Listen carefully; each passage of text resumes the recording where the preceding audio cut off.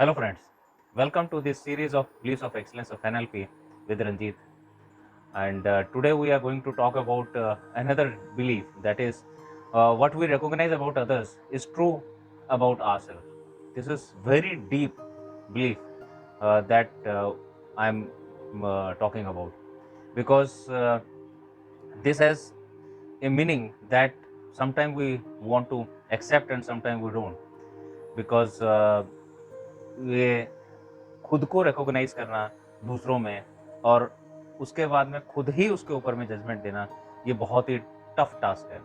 पर जहाँ हम इस बिलीफ को देखते हैं, समझते हैं, तो इसमें ये बहुत क्लियरली हमको बताता है कि अगर मैं किसी के साथ में, किसी के बारे में कुछ अच्छा देख पाता हूँ, तो इसका मतलब कहीं न कहीं वो अच्छाई को मैं खुद भी अंदर से समझता हूँ और उसको वैल्यू करता हूँ। और अगर मैं किसी के अंदर में कमियाँ देखता हूँ और मैं वो नहीं बनना चाहता हूँ और मैं वो चाहता हूँ कि वो मैं अपनी ज़िंदगी में ना करूँ, तो कहीं न कहीं वो मेरे खुद के अंदर उसकी समझ है और उसकी फीलिंग है। तो वो भी मेरी पर्सनैलिटी का कहीं न कहीं वो पार्ट है, जिसको कि मैं लाइक नहीं करता हूँ। तो अब ये दोनों चीज़ों को जब हम देखते हैं कि एक ऐसे लोग जिनकी पर्सनैलिटी को मुझे अच्छा लगता है और मैं उनके साथ में रहना चाहता हूँ और उनको एडमायर करता हूँ, तो कहीं न कहीं वो पर्सनैलिटी मेरी अपनी भी होती है। और इस बिलीफ के अंदर में कई और बिलीफ हैं जो साथ में आते हैं। जैसे पहला बिलीफ हमने जो बात करी थी, that everybody have their own map of world. तो जहाँ मैं अपने मैप ऑफ वर्ल्ड की बात कर रहा हूँ, तो मेरे मैप ऑफ वर्ल्ड के साथ में जब किसी और का मैप ऑफ वर्ल्ड जाके टकराता है या वो ओवरलैप करता है, तभी मैं किसी के बारे में अच्छा या बुरा देख पाता हूँ। तो जिन लोगों के साथ में मेरा मैप ऑफ वर्ल्ड कभी भी ना ओवरलैप नहीं करता है, तो मैं उनके साथ में अपनी कोई भी राय नहीं बनाता हूँ। तो तभी मैं राय बनाता हूँ जब मेरा और दूसरे का मैप ऑफ वर्ल्ड ओवरलैप करता है। तो यहाँ पर जब ओवरलैप करता है, तो कई ऐसी चीज़ें होती हैं जो मुझे अच्छी लगती हैं और कई चीज़ ऐसी होती है जो मुझे अच्छी नहीं लगती हैं। तो मैं उन चीज़ों को आइडेंटिफ़ाई कर पाता हूँ, मैं उन चीज़ों को देख पाता हूँ दूसरों के अंदर। तो इस बिलीफ में ये कहा जाता है कि मेरे लिए मेरे आस-पास के लोग मिरर की तरह काम करते हैं और वो मुझे बताते हैं कि मेरे खुद के मैप ऑफ वर्ल्ड में ऐसी कितनी चीज़ें हैं, क्या-क्या है जो कि जिसको मैं एडमायर करता हूँ, जो अच्छा है, और कौन-सी चीज़ें जिनको मैं एडमायर नहीं करता हूँ। तो अब ये जानने के बाद में मुझे क्या हेल्प मिलने वाली है? मेरे को इसका क्या बेनिफिट है? तो इसको मैं बेनिफिट के तौर पे जब देखता हूँ, तो मैं अगर बहुत लोगों के अंदर मैं बहुत अच्छा देख पाता हूँ, तो इसका मतलब कहीं न कहीं मेरे अंदर में बहुत ऐसी अच्छी चीज़ें हैं, जो सरफ़ेस पे रहती हैं और जिनको मैं सामने वाले के अंदर में बहुत जल्दी आइडेंटिफ़ाई कर पाता हूँ और उसको मैं रेज़ोनेट कर पाता हूँ।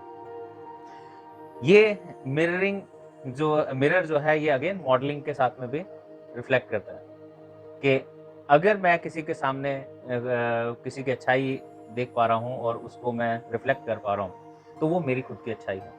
तो मेरे को ये आइडेंटिफ़ाई करने में आसान हो जाता है कि मैं कितने लोग हैं जिनकी मैं अच्छाइयाँ देख पा रहा हूँ और कितना ईज़िली मैं देख पाता हूँ।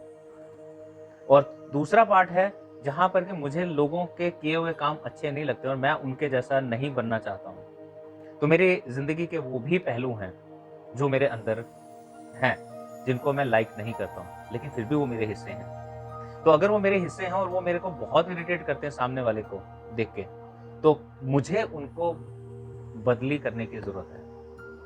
तो जहाँ हम कबीरदास जी की बात करते हैं, तो वहाँ ये कहते हैं कि गुण और अवगुण के साथ-साथ में मेरे निंदक नेड़े राखिए। तो ऐसे लोग, जिन लोगों के साथ में मेरी रेजोनेंस नहीं बैठती है, मेरे जैसे रेजिस्टेंस ज़्यादा हो रही है, वेवलेंथ नहीं बैठ रही है, मुझे ऐसे लोगों की भी ज़रूरत है, जिनके साथ में मैं रह के धीरे-धीरे अपनी लाइफ़ को कंफर्टेबल बना सकता हूँ। ऐसे में ही एक बहुत बड़े संत थे जिन्होंने जो बहुत लोगों को मिलते थे, लोग उनके घर आते थे और ऐसे में उनकी वाइफ़ को कभी अच्छा नहीं लगता था कि एक तो हम खुद गरीब हैं और खुद के लिए दाना-पानी नहीं है खाने-पीने के लिए, और ये है कि लोगों को इनवाइट करते हैं, लोगों के साथ रहते हैं और लोगों के साथ में बहुत ज़्यादा उनको हेल्प करने की कोशिश करते हैं और खुद के लिए हमारे पास में कुछ होता नहीं खाने के लिए। तो ऐसे में उनकी वाइफ़ जो है वो बहुत परेशान रहती थी और वो हमेशा ही जो भी कोई आता था, रुकता था, तो उसको तो नहीं कहती थी डायरेक्टली, पर कहीं न कहीं कुछ न कुछ ऐसी इंडिकेशन देती रहती थी जिससे कि समझ में आ जाता था कि कहीं न कहीं आपस में तालमेल इस चीज़ को लेके नहीं है। तो एक भगत थे, उन्होंने बोला कि भई मुझे आप बताइए कि मतलब आप खुद की आपकी वाइफ़ जो है वो आपसे इत्तेफ़ाक नहीं रखती हैं इस चीज़ में, तो ऐसा क्या है? क्यों है? और आप किस तरह से इस चीज़ को एक्सेप्ट कर पाते हैं?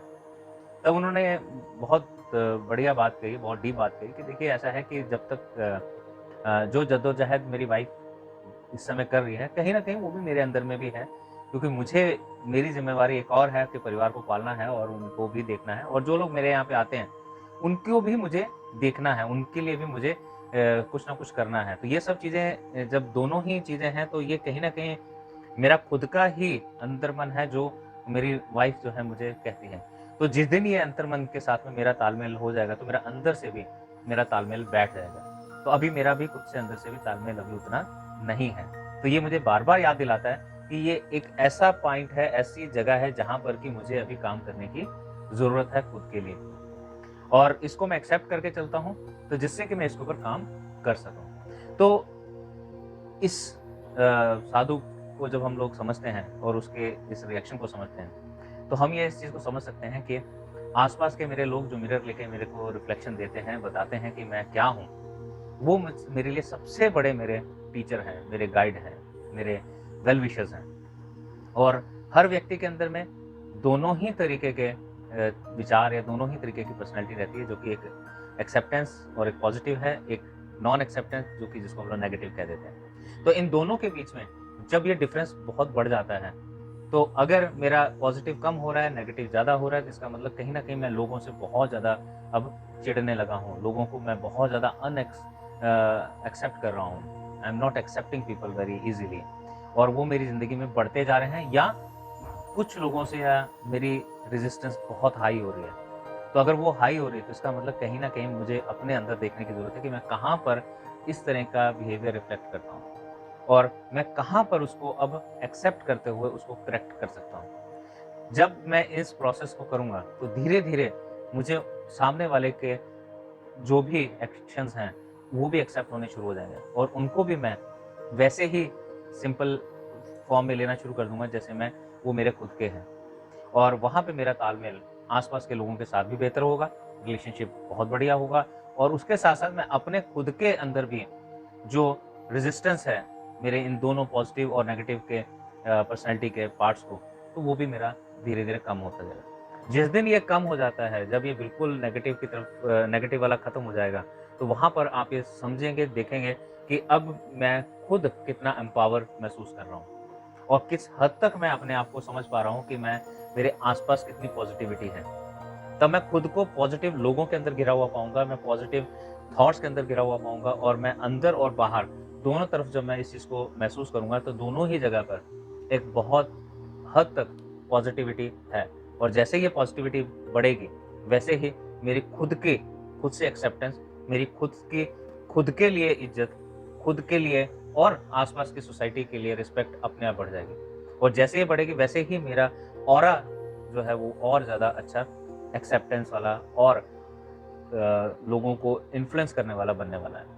तो this will create a magnetic personality of mine to be increased और वो वहाँ पर लोग मेरे से बहुत अच्छी तरीके से इन्फ्लुएंस होंगे और मेरी तरफ खींचे हुए चले आएँगे। तो ऐसे में जब मैं इस मिरर को एक्सेप्ट करता हूँ पहला कि हाँ, everybody around me are the mirror to me. Second, I need not to run from these mirrors.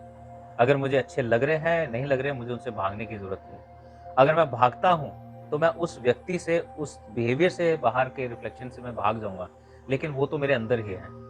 मैं उससे कहाँ भागूँगा? मुझे आगे भी आने वाले टाइम में और ऐसे लोग मिलेंगे, जो सिमिलर तरीके से बिहेवियर शो करते हैं। ऐसा ही एक व्यक्ति आया जिन्होंने मेरे से कंसल्टेंसी चाही और हम लोगों ने बात करनी शुरू की तो उसने बोला कि मैं अब आज की तारीख में मैं 5th रिलेशनशिप में हूँ और 4 रिलेशनशिप जिसमें कि पहली मेरी मैरिज थी, जिस समय डाइवोर्स ले लिया और उसके बाद में लगातार मैं रिलेशनशिप में जाता रहा इस उम्मीद से कि अब मेरा रिलेशनशिप किसी अच्छे डायरेक्शन में जाएगा और मैं एक कंफर्टेबल अपनी लाइफ गुज़ार पाऊँगा।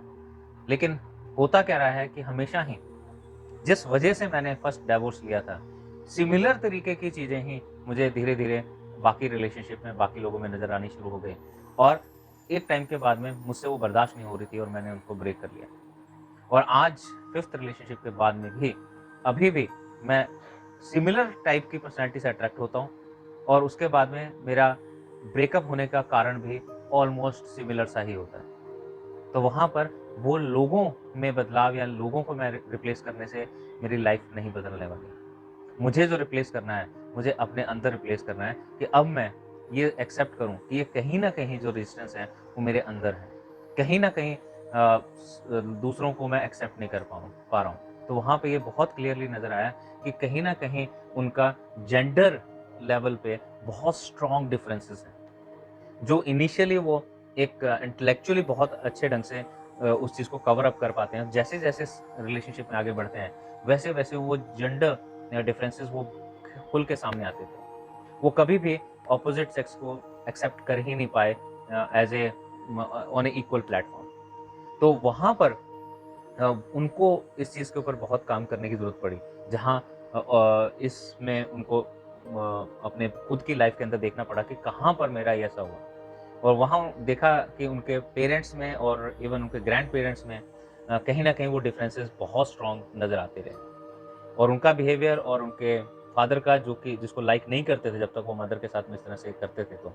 लेकिन धीरे-धीरे वो उनके अंदर में भी वही बिहेवियर आ गया और वो वैसा ही रिफ्लेक्ट करना शुरू हो गया। तो ऐसे में उनको इस बिहेवियर को एक्सेप्ट करने की पहले ज़रूरत पड़ी और उसके बाद में फिर उन्होंने धीरे-धीरे अपने बिलीफ्स चेंज किए, अपने रिएक्शंस चेंज किए और खुद को बदली किया। तब जाके अब he is into a new relationship where as of now he is enjoying that relation. तो अब पहला आई नीड टू एक्सेप्ट कि whatever is reflection that is coming from the society, from the outside world is my own reflection. Second, I need to see कि मेरे को इससे भागना नहीं है, मुझे इस पे ऊपर काम करने की ज़रूरत है। थर्ड, अब मैं उस पे काम करूँ और उसके बाद में फिर मैं देखूँ कि अब मेरी फीलिंग कैसी आ रही है उनको फेस करते हुए। अगर अभी भी इरिटेशन है तो इसका मतलब कहीं न कहीं और काम करने की ज़रूरत है। और ऐसे समय में I can take help from some professional where the person can help me to change my thoughts, beliefs and behaviour to that particular reflection of behavior. So with this we can say that कि हमारे जो भी positive negatives हैं उनको हम लोगों में देख सकते हैं एज ए मिरर और किसी और बाहर के व्यक्ति से मुझे जानने में ज़रूरत नहीं है। मैं खुद से भी इस चीज़ पर बहुत स्ट्रांगली काम कर सकता हूँ। तो ये बिलीफ बहुत डीप है और इस बिलीफ को समझने और एक्सेप्ट करके और इसको इम्प्लीमेंट करने में मैं मानता हूँ कि बहुत हद तक हम अपनी पर्सनैलिटी को समझ सकते हैं और उसके ऊपर काम कर सकते हैं। तो दोस्तों इस बिलीफ को हम अपनी लाइफ के अंदर उतारें और इसके साथ-साथ और भी बिलीफ जो हमने बात करे थे, उन सब बिलीफ्स को हम लोग समझें और इस वीडियो के डिस्क्रिप्शन में मैंने पुराने भी लिंक्स इसमें डाले हुए हैं। आप उनको भी दोबारा से रिविज़िट कर सकते हैं, देख सकते हैं और समझ सकते हैं कि उन बिलीफ से भी आपकी लाइफ किस तरह से बेहतर हो सकती है। और इसके साथ-साथ मैं और जानना चाहूँगा आप लोगों से कि आपको क्या लगता है कि ये बिलीफ से आपकी लाइफ में कहाँ पे आपको रिजेक्शन मिल रहा है, कहाँ पे आपको एक्सेप्टेंस मिल रहा है और वहाँ पर किस तरह से आप उसको कॉप अप कर रहे हैं। तो आपसे मेरी गुज़ारिश है कि आप अपने कमेंट्स मेरे को भेज सकते हैं, आप फ़ोन पे भी मेरे को बता सकते हैं और डिस्कस कर सकते हैं। तो with this thought, thank you, stay home, stay safe, नमस्कार।